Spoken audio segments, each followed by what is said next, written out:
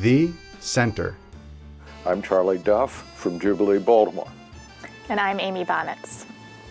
We're the developers of the center. We bought this building because it was the biggest vacant building in Station North, and we were part of the Central Baltimore Partnership, and we felt that it should belong to somebody who was going to try to do something good with it. I think we were really fortunate to have so many great partners that allowed us to turn a vacant, falling down building that had no windows, no parking, and was on a struggling block in Baltimore into a new, iconic building with great tenants that are going to help to add to the arts and entertainment district and help catalyze other projects in Station North.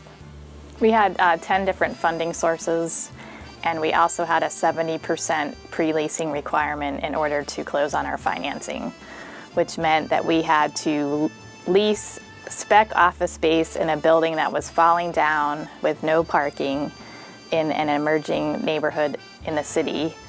And we had to basically sign 4 leases while closing on $18 million of funding.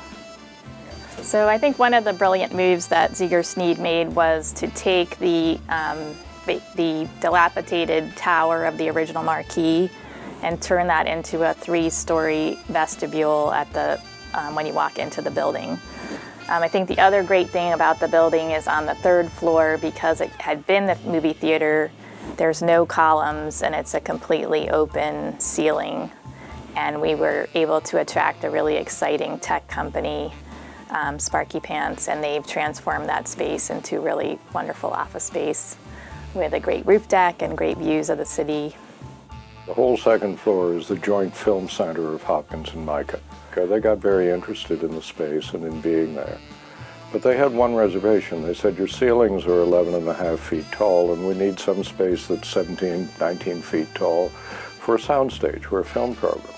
And we said, oh, okay, we can do that, because part of the history of our building was that it was a radio station. They had a soundstage.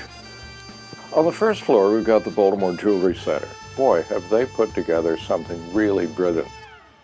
Considering where the building started and the state of deterioration, it was probably the only time in my career where I think the finished product came out better than anyone would have expected.